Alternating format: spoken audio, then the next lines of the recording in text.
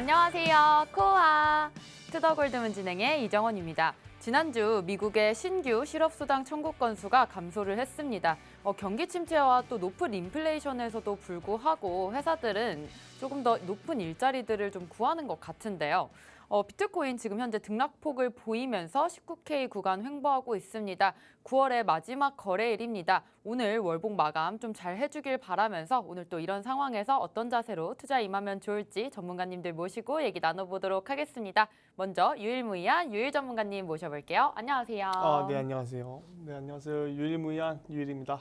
네, 어제 이어서 오늘 연방으로 나오게 됐는데, 뭐 딱히 비트코인의 흐름, 이렇게 변동되는 모습이, 변동성이 보이지 않고 있어요. 알트코인들 또한 그렇게 크게 움직임이 보이지가 않고 있는데, 어제 이제 오보스 같은 코인이 갑자기 이제 급등이 좀 나왔죠. 아무래도 이제 후업이 이제 거래소에 상장한다는 그런 이슈성으로 갑자기 급등한 것으로 보여지는데, 여러분들이 이렇게 갑자기 감흥의 담비 같은 급등한 종목이 있다고 해서 이런 거 다 쳐야지 막 들어갔다가는 물릴 위험이 있다. 그렇기 때문에 이런 이슈성, 이제 호재성 이슈로 인해서 들어가는 종목들은 굉장히 크게 위험이 있기 때문에 여러분들 이런 거 매매하는 데 있어서 조금 조심하시길 바라고요. 앞으로 어떻게 우리가 이 시장을 대처해야 될지 앞으로 9월 그리고 이어서 10월에 있어서 우리가 비트코인 방향성을 어떻게 잡아가야 하는지 투더골드문 끝까지 시청하시면서 좋은 정보 잡아가시면 좋을 것 같습니다.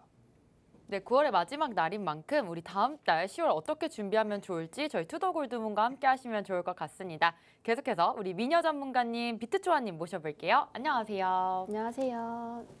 안녕하세요. 코인뉴스 읽어주는 비트초아입니다. 아무래도 지금 9월 월봉 마감이 하루 남았죠. 이런 입장에서 오늘 새벽이죠. 오늘 새벽에 GDP랑 실업 수당 청구 건수 발표가 있었습니다. 그전엔 이런 거 본 적이 없었는데 갑자기 이렇게 봐야 할 지표가 늘고 봐야 할 것들이 많이 늘었어요. 연설도 갑자기 보기 시작하고 좀 다양한 것들을 보기 시작했는데 예전엔 이런 거 본 적이 없어서 너무 어렵다. 이런 지표나 연설들의 어떻게 보면 정보죠. 이런 정보의 홍수 속에서 어떤 것을 보고 어떻게 해석해야 할지 모르겠다라고 말하시는 분 정말 많으실 것 같습니다. 그래서 이런 자리 마련했으니 오늘 같이 보시면서 어떤 시장의 이슈들이 있고 그 이슈들을 토대로 어떻게 진입을 하면 좋은지 어떤 스탠스를 가지고 지금 타점에서 매수 매도를 해야 하는지 같이 찾아가시면 좋을 것 같습니다. 네, 또 오늘 새벽에 GDP 발표와 신규 실업수당 청구 건수가 나오면서 우리가 봐야 할 지표들이 정말 많은 것 같습니다. 계속해서 우리 투더골드문과 그런 부분 챙겨가시면서 투자 전략 세워보시면 좋을 것 같습니다. 저희는 코인 소식 볼 텐데요. 같이 화면 보시겠습니다. 네, 미국 법원이 리플과 소송 중인 SEC에 힘만 전국장 관련 서류를 일체 제출 명령했습니다. SEC에서 기업금융국장을 담당했던 힘만이죠. 2018년에는 이더리움 판매와 또 제공이 증권거래가 아니다라고 해서 이 부분 때문에 좀 문제가 있는 것 같습니다. 따라서 리플도 이것 때문에 좀 상승 보여주고 있습니다. 네, 두 번째로 비트코인 고래 보유 비중이 29개월에 최저를 기록했습니다. 일부에서는 바닥 발견 과정으로 관조되고 있는데 비트코인이 바닥을 발견한다면 다음 강세 사이클을 위한 발판이 아무래도 될 것 같은데 지금 이렇게 횡보 구간 바닥이라고 생각하시나요, 유일님? 저는 일단 바닥이라고 보다는 일단 좀 뭔가 매력적인 가격, 지금 굉장히 저점이 와 있다, 위치에 있다, 굉장히 강력한 바닥이라고 말할 수는 없지만 그 정도 부근에 와 있다라고는 이제 말씀드릴 수 있어요. 아무래도 지금 비트코인 이제 거래 비율이 계속 이제 줄어들고 있는데 지금 이제 현물거래소에서 이제 다른 파생 상품 거래소로 굉장히 자금이 많이 이동이 되고 있거든요. 그런 이유에 있어서도 좀 그런 것 같고 아무래도 지금 현물 시장에서는 지금 비율이 늘어나는 이제 거래들도 있고 개인 투자자들은 좀 줄어드는 비율도 있긴 한데 지금 시장으로 봤을 때는 많은 이제 매집 구간이기도 하고 굉장히 매물대가 많이 쌓여있는 횡보하는 구간이다. 여기 구간에서는 여러분들이 조금 안심하면서 이제 매매를 좀 진행해도 좋을 것 같습니다. 그렇기 때문에 너무 걱정하지 마시고 지금 구간에서는 조금 공격적으로 매수해도 좋다라고 말씀드리도록 할게요. 네, 다음 소식 같이 보겠습니다. 인민은행이 국유은행에 위안화 하락 저지 개입 준비를 지시했습니다. 국유은행을 통해서 일제히 위안화를 좀 매수하고 달러를 매도하면서 좀 위안화 하락을 제지하고 있다고 볼 수 있겠습니다. 네, 마지막 소식은 CFTC 규제로 비트코인 가격이 2배로 오를 수 있다고 CFTC의 위원장 로스티 베넘이 주장을 했습니다. 오늘 이렇게 또 어떤 이슈와 호재들이 있는지 저희 투더몰드문과 함께 해주시면 좋을 것 같습니다. 저희는 계속해서 썰전 코너 이어갈 텐데요. 오늘 주제 바로 지금 암호화폐 시장 속 체크해야 할 이슈에 대해서 얘기 나눠보도록 하겠습니다. 현재 비트코인의 장기 보유자들이 매도하고 있다고 합니다. 지금 아까도 같이 바닥인지 아닌지 좀 궁금했었는데 유일 전문가님 이 부분 좀 더 자세하게 설명해 주시죠. 일단은 뭐 전체적인 시장, 뭐 과거의 이제 데이터와 이제 온테인 데이터 지표를 좀 확인해 봤을 때, 비트코인 좀 장기 보유자들, 이제 1년 이상 비트코인을 보유한 이 장기 보유자들이 하락을 이제 시작하는 시점부터 시작해서 얼마 지나지 않아 바닥이 끝나고 비트코인 바닥이 끝나고 상승세로 이제 이어지는 모습이 계속 포착이 되었어요.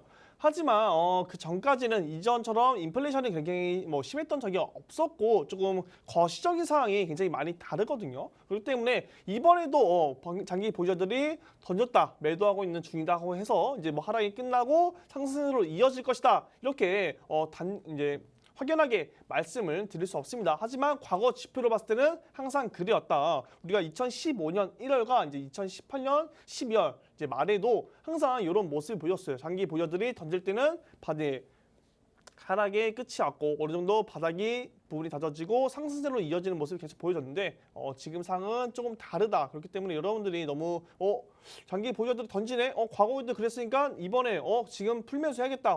풀대출해갖고 풀대출하자. 막 이런 생각하시는 분들도 있어요. 굉장히 뭐 여러 이제 종류의 사람들이 있기 때문에 여러분들이 이런 부분에 있어서 좀 조심하시고, 앞으로 이제 비트코인이 뭐 여러분들이 바닥이냐, 찐바닥이냐 아니냐, 아니면 뭐 추가 하락이 남았냐, 추가적으로 금리 인상이 이제 남았는데 FOMC 이제 11월, 12월 이게 두 번 남았는데, 그리고 나서 비트코인 떨어지냐 안 떨어지냐 뭐 많은 얘기가 있어요. 뭐 이미 시장이 선 반영되어서 떨어진 것이다, 아니다.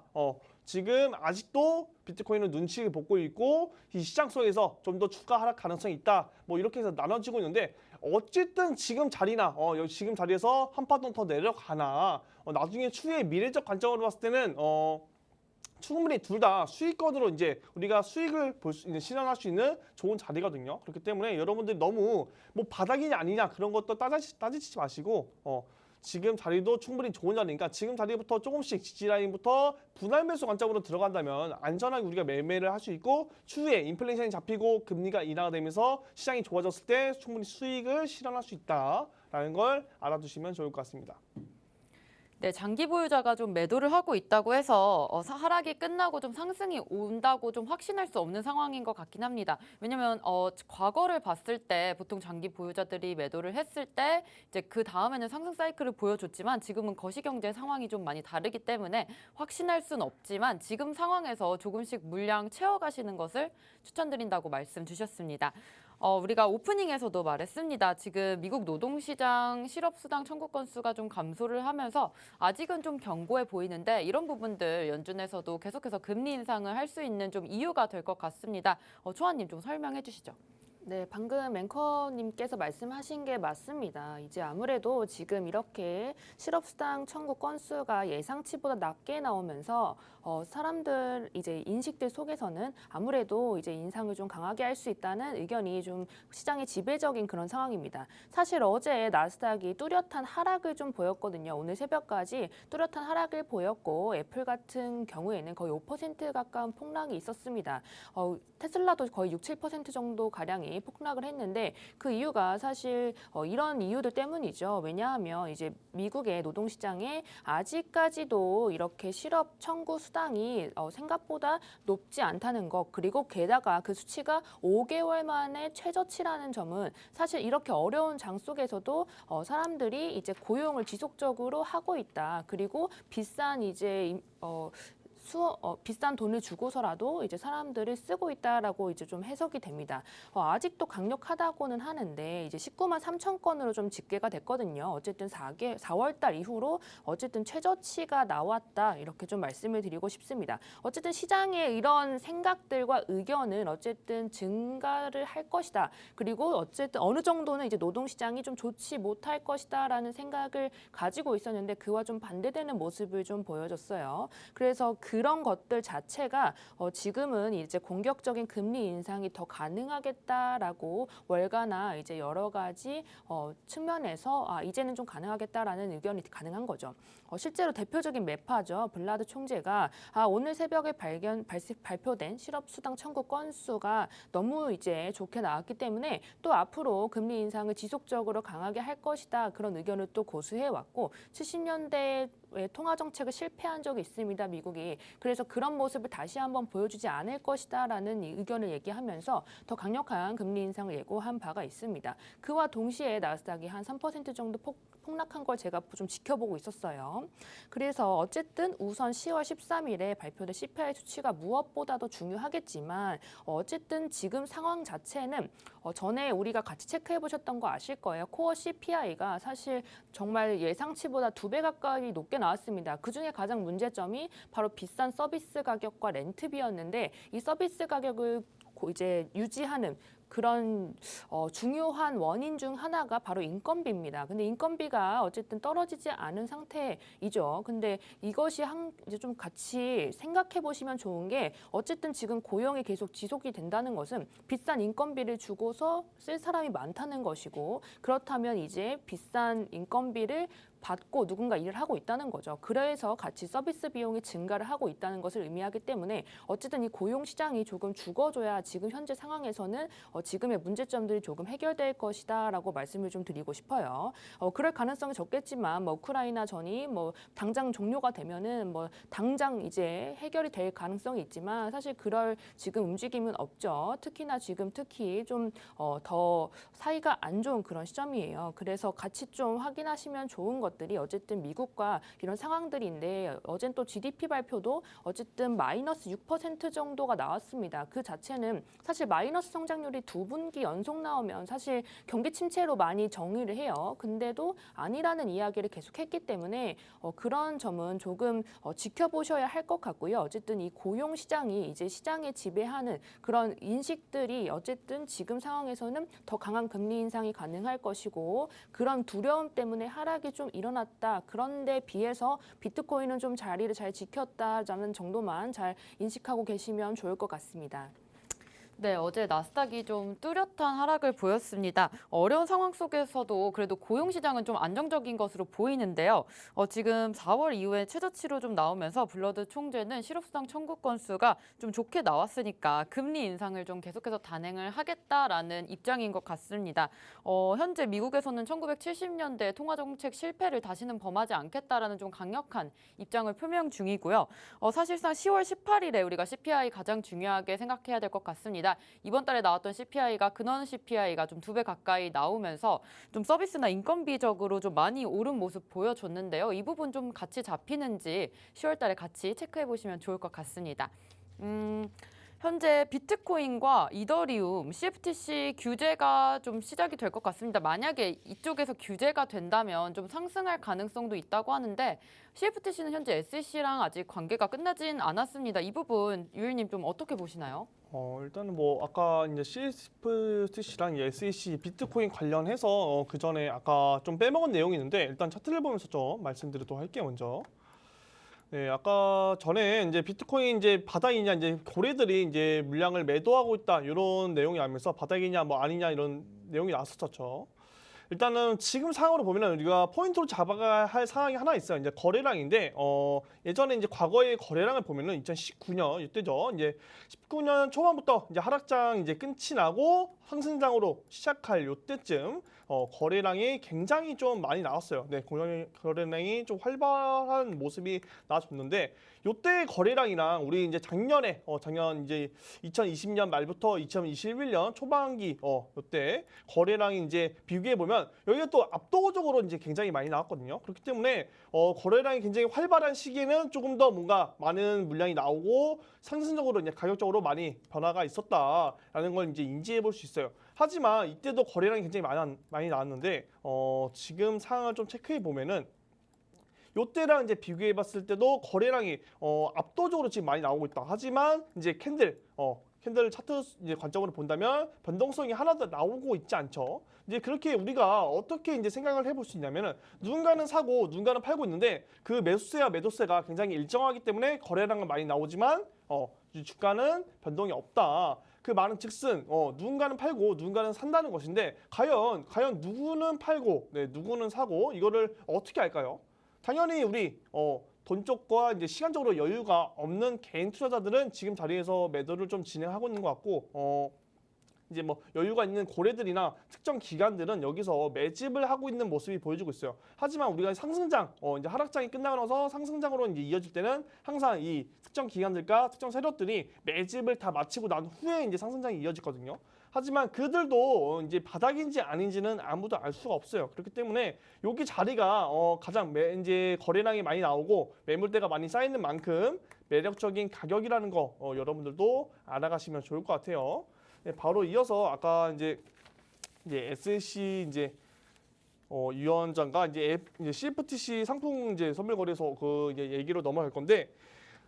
이제 CFTC 입장에서는 비트코인을 우리가 이제 규제 안으로 이제 주도권을 갖게 된다면 비트코인이 가격적으로 뭐 2배 이상 상승할 것이다. 뭐 이런 얘기를 나오고 있어요. 어떤 근거로 이런 얘기를 나오는 건지 모르겠지만 지금 상황에서 갑자기 주도권 이제 CFTC가 관리를 하게 되면 이제 비트코인이 가격적으로 2배를 상승한다. 네, 이건 좀 말이 안 되는 내용 같고 여기 입장에서 지금 계속 SEC랑 뭐 이더리움과 비트코인은 뭐 상품이고 나머지 알트코인은 SEC 이제 증권이다. 그래서 우리가 관리를 해야 한다. 이런 얘기가 계속 나오고 있습니다. 굉장히 불편하죠. 이제 SEC 입장에서는 말하는 게 뭐냐면은 지분 증명 방식 그리고 지금 이제 POS 이제 이런 것들은 투자 계약의 이제 성격을 갖고 있어갖고 우리가 관리하는 게 맞다. 나머지 이제 이더리움과 비트코인은 이제 상품이니까 너네가 관리해라. 뭐 이런 식으로 얘기가 나뉘어져 왔어요. 근데 이더리움이 지금 이제 POW에서 이제 작업 증명 방식에서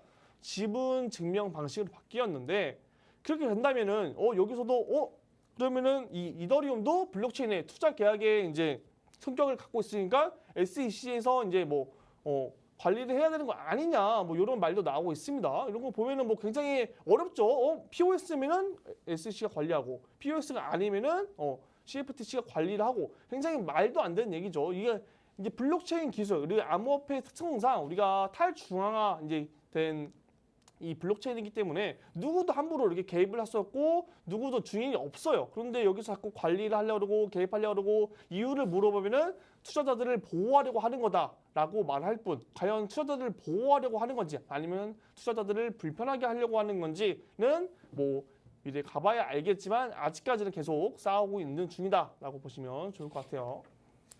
네, 지금 차트적인 관점도 살짝 살펴주셨는데요. 지금 부근에서 거래량을 살펴봐야 하는데 과거에 또 상승장과 같이 지금 현재 거래량 모아가고 있는 것으로 보입니다. 따라서 지금 타점 잡으셔도 될 것 같고요. 현재 CFTC 얘기를 조금 하자면 지금 POS 방식으로는 투자 계약 성격을 띠기 때문에 비트코인과 이더리움은 CFTC가 좀 관리해라라는 입장이었는데 지금 이더리움이 POS로 변경이 되면서 다시금 SEC가 관리를 해야 될까 이런 얘기가 좀 나오면서 정말 시장을 좀 혼란스럽게 하는 것 같습니다. 암호화폐에서 가장 중요한 점은 탈중앙화인 만큼 이런 부분들 미국에서 어떻게 관리를 한다 안 한다는 투자자들을 어떻게 보면 조금 더 옥죄는 거 아닐지 우리가 좀 이 부분 좀 생각해 봐야 될 부분인 것 같습니다. 계속해서 우리 EU 얘기를 나눠볼 텐데요. 지금 유럽에서는 러시아를 계속 옥죄는 상황인 것 같습니다. 러시아가 어쨌든 달러와 이런 다른 나라들에 대적하기 위해서 우리 암호화폐를 계속해서 채택하려고 하는데 이러한 부분에 대해서 좀 제재 움직임이 보이고 있습니다. 이 부분 초아님께서 좀 설명해 주시죠. 네, 우선은 제가 어제 방송을 통해서 중국 중국이 우호국 4개와 함께 CBDC를 발행을 했고 게다가 이제 여러 가지 중앙은행들을 통해서 20개 이상의 중앙은행들을 함께 해서 이것을 한 달 정도 실험을 이미 완료했다라는 것을 말씀을 드렸죠. 거기 게다가 이제 러시아 입장에서도 러시아 역시도 중국 무역의 CBDC, 루블화 CBDC를 이용을 해서 조금 그런 움직임이 보일 것이다라는 의견을 내비쳤습니다.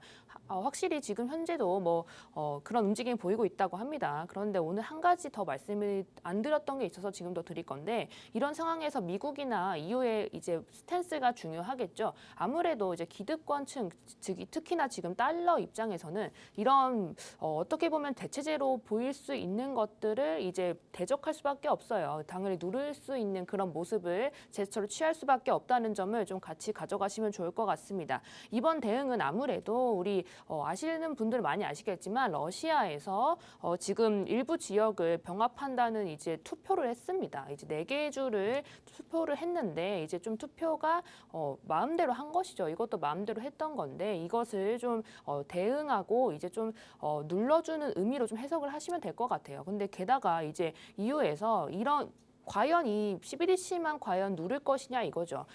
제 생각에는 사실 이것을 또 핑계로 해서 더 추가 제재안들을 많이 이야기를 하고 거기에다가 또 이제 플러스 알파적인 무엇인가 제재가 들어갈 것이다라고 생각을 해서 수출입에 관련된 것들 역시도 좀 옥죄일 수 있다라고 생각이 듭니다. 원래 그전에는 이제 러시아가 러시아인이 EU 내에서 1만 유로 정도만 가지고 있을 수 있었다고 해요. 근데 아예 이제 보유 자체가 안 된다는 것을 지속적으로 뭔가 불편함을 지금 EU가 좀 보여주는 그런 모습이 아닌가 싶습니다. 아직은 계획안이기 때문에 뭐 뚜렷한 움직임이 없지만 이제 좀 같이 지켜보셔야 할 것 같아요. 그래서 어쨌든 제재를 가하게 된다면 다른 방식으로 수출입에도 또 영향이 갈 것이고 그러면 우리의 이런 실생활에서도 영향이 또 올 수 있기 때문에 함께 좀 지켜봐야 할 그런 팽팽한 상황이라고 저는 좀 생각이 듭니다. 그리고 이런 어지러운 정세엔 항상 좀 외부에 적을 두는 항상 모습을 보인다고 말씀을 드렸습니다. 아무래도 11월에 미국에는 중간 선거가 있고 또 이제 EU 입장에서도 지금 많이 바뀌고 있는 그런 상황이에요. 지금 현재 이탈리아도 그렇고 이제 여러 가지 나라들에서 총선이 있기 때문에 지금 이런 상황에서는 이제 아무래도 좀 내부에서도 두려움이 있을 수 있어요. 특히나 정세가 안 좋기 때문에. 그래서 외부에 있는 적들을 조금 만들어 가면서 아무래도 좀 그런 내부의 결속력을 다지지 않을까 싶고요. 제가 전에도 말씀드렸는데 폴란드의 모습 역시도 사실 좋지 못했습니다. 1년 전부터 폴렉시트라고 부를 정도로 이제 폴란드가 계속 이제 EU를 좀 거세게 비판을 했었어요. 근데 이 폴란드의 위치가 생각해 보시면 러시아 그리고 우크라이나 다음에 바로 폴란드가 있습니다. 위치적으로 중요한 자리이기 때문에 어쨌든 안에 내부 결속력을 이렇게 외부에 적을 두고 더 단단하게 좀 만들 수 있다라고 좀 생각을 하고 있어요. 그래서 우리는 이제 그런 싸움에서 누가 승리하는지 좀 잘 보고 이런 싸움에서 어디에 돈이 몰리는지만 잘 보면 됩니다. 그래서 그런 입장에서 개인 투자자분들은 지금 이런 정세, 이 둘의 싸움이 어떻게 될지 항상 지켜보셔야 한다라고 말씀을 드리고 싶네요. 네, 지금 상황 속에서 미국과 EU의 스탠스가 가장 중요할 것 같은데 우리 투자자분들이 좀 기억하셔야 될 부분은 어쨌든 자금이 몰리는 부분에 투자를 하셔서 수익을 내셔야 되니까 이런 정세 같은 부분도 꼼꼼히 살피셔서 좀 투자 계획 세워보셨으면 좋겠습니다. 계속해서 우리 이슈들 살펴볼 텐데 오픈시와 조금 특별한 좀 관계를 맺은 또 회사들이 있다고 합니다. 유일 전문가님, 어떤 게 있을까요? 글로벌 이제 3대 음반사죠. 이제 워너뮤직이 이제 오픈시랑 이제 파트너십 체결을 했어요. 그로 인해서 이제 암호화폐 시장이 어떻게 우리가 좋은 호재로서 작용할지 이제 알아봐야 되는데 많은 사람들이 그럴 수 있어요. 이게 음반사가 그냥 NFT 마켓이랑 적용된 게 뭐냐? 우리 코인 시장에 무슨 호재로서 작용되냐? 이게 무슨 상관이 있냐? 이렇게 말할 수 있는데 결국 이 NFT 시장, 이 마켓에 있어서 여기서 거래되는 코인이 뭡니까? 가장 많이 거래되는 코인이 결국 이더리움과 그리고 나머지 솔라나 기반 이런 코인들이 이 NFT 마켓을 주도하고 있다. 결국은 이 NFT 마켓이 점점 커지면 커질수록 이더리움 기반 이더리움 코인들은 점점 커질 수밖에 없다라는 걸 여러분들이 알고 계셔야 돼요. 그렇기 때문에 이더리움 기반 코인들도 점차 다시 조금씩 살아날 수 있는 계기가 되는 거죠. 이렇게 NFT 마켓에서 이제 계속 거래가 되고 이런 것들뿐만 아니라 디지털 아트 그리고 음반 명품 등등 굉장히 NFT 시장이 점점 규모가 커지고 있어요. 우리 실생활에 녹아들고 있고 정말 나중에는 뭐든지 다 NFT를 통해서 예를 들어 우리가 어떤 공연을 보러 간다. 공연을 보더라도 이 NFT를 이용해서 기술을 이용해서 티켓을 뭐 끊고 이런 것들이 이제 NFT를 이용한다. 그렇게 되면 어떻게 됐어요? 당연히 NFT 마켓의 수요가 늘어나게 되고 거기에 있는 거래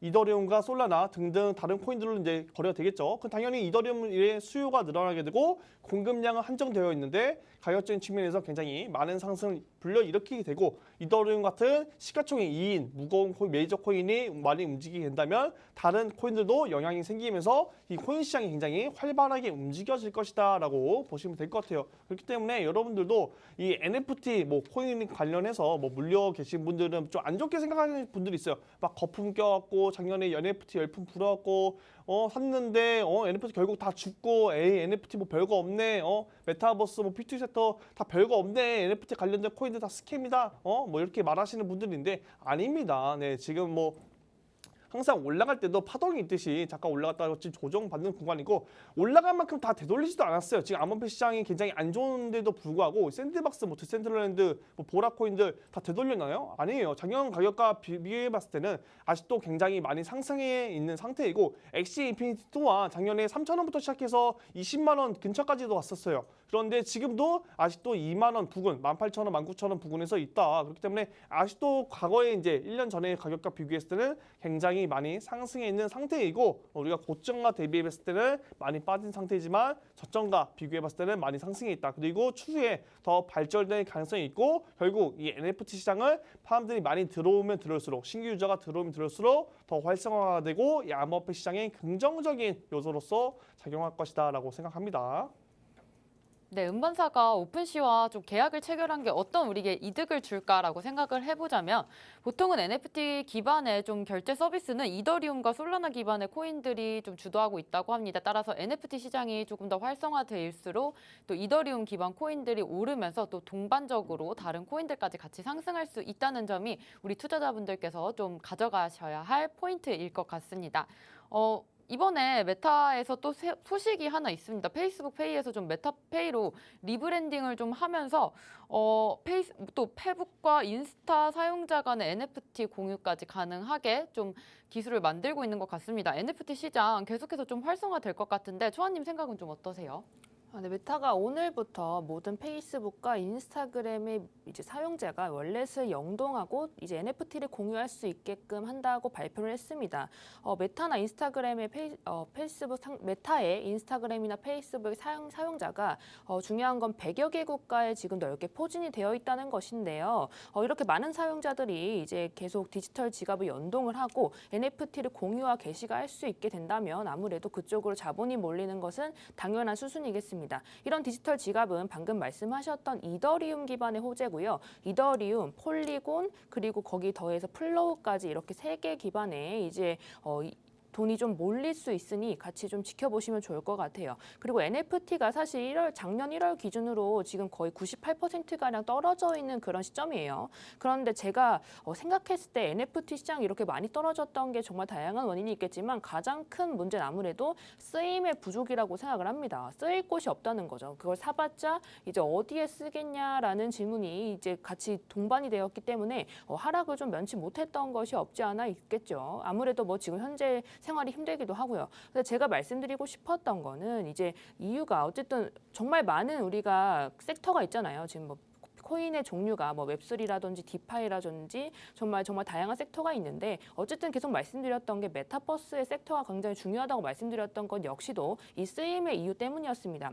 메타버스 자체가 어쨌든 이제 성장을 하게 된다면 이런 NFT나 다른 어떠한 것들과의 연동이 가능하기 때문에 이런 생태계 기반의 이제 중요한 상황이 있어서 그래서 이제 메타버스 섹터가 같이 오르게 되면 NFT 시장도 같이 좀 오를 수 있다라는 이야기를 좀 드렸어요. 근데 물론 해결 방안이 이것뿐만이 아닙니다. 사실 얼마 전이었는데 신세계에서 푸빌라 NFT를 만들었어요. 근데 그 NFT를 그냥 정말 사면 끝이 아니라 거기에 이제 원래 VIP들만 할 수 있는 것들을 실생활과 연동을 시켜서 NFT를 구매하면 이제 그런 VIP들의 혜택을 같이 받을 수 있게끔 했더니 몇 초 만에 완판이 되었거든요. 근데 그런 모습들을 보면 어쨌든 지금 사실 사용이 될 수 있는 방법이 무궁무진하기 때문에 기관의 투자가 끊임없이 좀 이루어지고 있는 것 같아요. 그래서 사실 지금 이렇게 정말 저점인데 두려워서 좀 투자를 못 하시는 분들도 많으실 것 같은데 어쨌든 발전이 항상 일어나려면 그 전에 항상 이런 문제들이 있고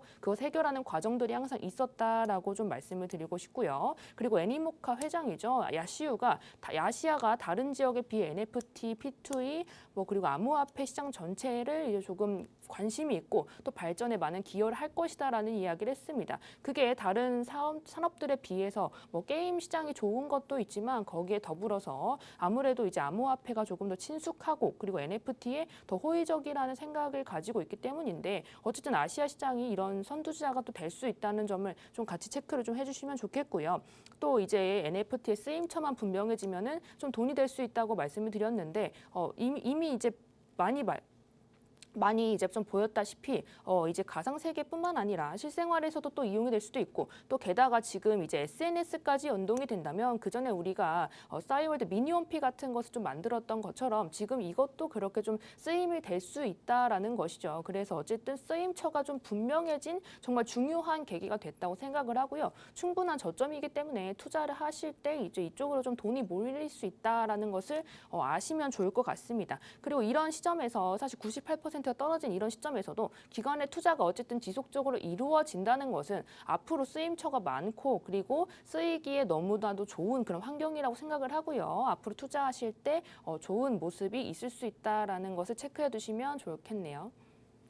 네, 지갑 관련과 또 NFT 관련 이슈들은 아무래도 이더리움 기반의 호재라고 하셨습니다. 또 플로우와 폴리곤까지 챙겨가실 수 있으니까요. 이 부분 살펴보시면서 투자하시면 좋을 것 같습니다. 오늘 이렇게 우리 지금 시장에서 살펴봐야 할 코인 이슈에 대해서 얘기 나눠봤습니다. 저희는 잠시 후에 코인스쿨로 돌아오겠습니다.